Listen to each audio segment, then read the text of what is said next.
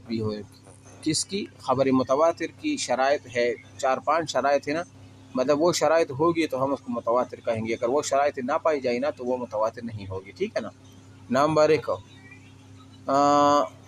ایک وہ یہ ہے کہ اس سے اسے راویوں کی کثیر تعداد روایت کرے، اور اس کثرت کی کم سے کم تعداد میں کئی اقوال ہیں، مختار یہ ہے کم از کم 10 راوی کتنے ہو،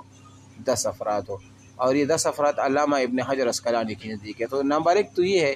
کہ کثرت تعداد ہو اور یہ کثرت تعداد 10 تک ہو، یہ پہلی شرط ہے۔ نمبر دو، یہ کثرت سن کے تمام طبقات میں موجود ہو، جتنے طبقات ہیں نا ایک میں نہیں بلکہ تمام طبقات میں کیا ہو، یہ کثرت ہو، یہ موجود ہو۔ نمبر دو شرط تھی، پہلی کیا تھی، تعداد کی کثرت ہو 10 تک ہو کم از کم، اور یہ کثرت دوسری نمبر پر تعداد کی کثرت تمام طبقات میں ہو، اور تیسری نمبر یہ ہے یہ کثرت سند کی تمام طبقات میں موجود ہو۔ مثال ہم نے طبقات و روات کی طبقات ذکر کی تھی نا، صحابہ میں بھی روات کی طبقات تھی، صحابہ میں بھی طبقات تھی، تابعین میں بھی طبقات تھی، مطلب ہے کہ ہر طبقہ میں، مثال صحابہ کے اگر 2-3 طبقات ہے، 4 طبقات ہو، جتنی بھی ہو، اور ہر میں اس حدیث کو کیا ہو، اتنے راوی نے روایت کی ہو جس کی کم از کم تعداد 10 تک پہنچتی ہو نا، تو اس کو ہم متواتر کہیں گے۔ بات سمجھ آ رہی ہے؟ تو یہ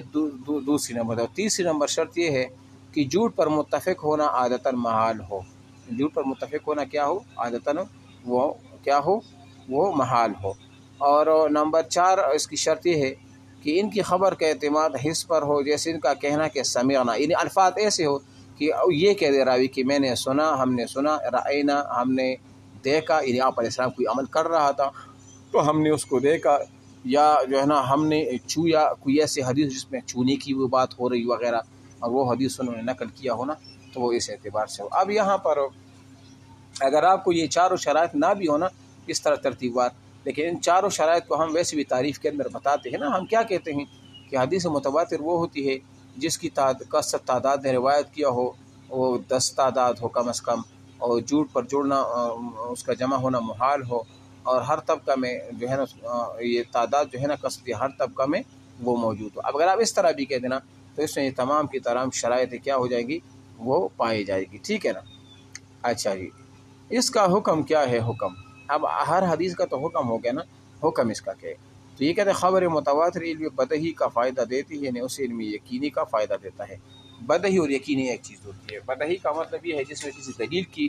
ضرورت نہیں ہوتی کہ آپ کسی کے ساتھ بحث و مباحثہ کریں، بس وہ آپ کو وہ بات بتا دے اور آپ نے من و عن اس کو تسلیم کر لیا۔ تو یہ متواتر حدیث بھی ایسی کہ علم یقینی کا فائدہ دیتا ہے۔ اس کا مطلب یہ ہے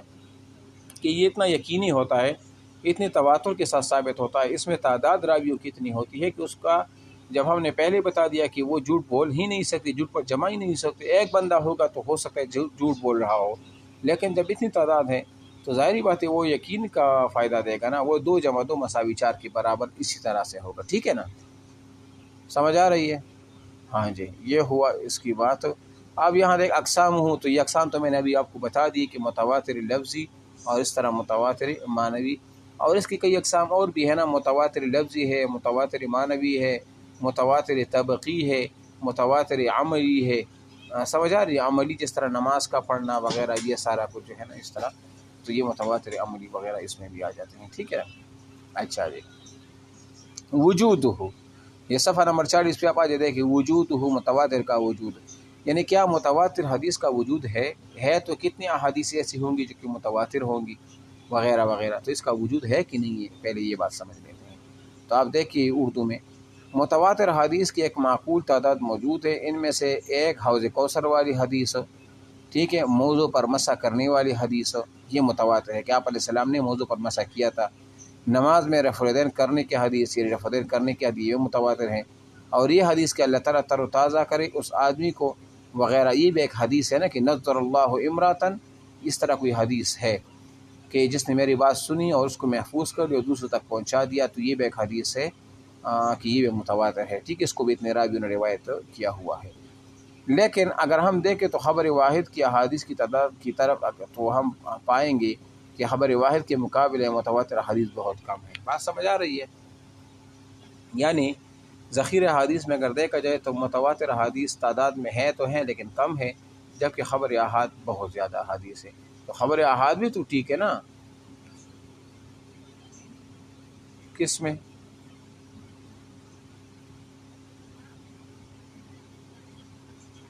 متواتر کا وجود یہ بتا رہے نا کہ متواتر احادیث موجود ہے بھی کہ نہیں ہے، جو ہم نے تعریف پڑھی کیا ذخیرہ احادیث میں متواتر احادیث موجود ہے کہ نہیں، اس کا وجود ہے بھی یا نہیں ہے، یہ بتا رہے ہیں نا۔ تو ہم نے وہ بتا دیا نا کہ حوض کوثر کی احادیث، اس طرح موضوع پر مسح کرنے کا حدیث، نماز میں رفع الیدین کے احادیث، اور اللہ تعالیٰ کا اس آدمی کا چہرہ جو حدیث کو سنے اور دوسروں تک پہنچائے والی حدیث یہ، اور اس طرح اور بھی کچھ احادیث ہیں جو انہوں نے یہاں تو بیان نہیں کی، لیکن بہرحال وہ بھی کیا ہے، وہ بھی متواتر حدیث ہے۔ تو متواتر کا وجود جو ہے نا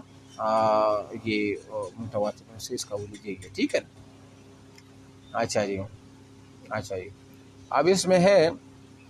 کہ اشہر المصنفات فیہ،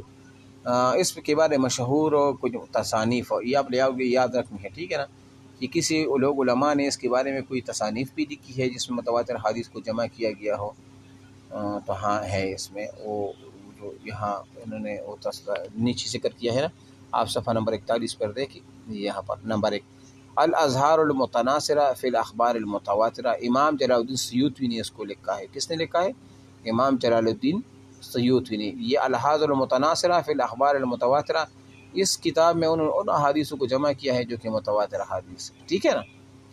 نمبر 2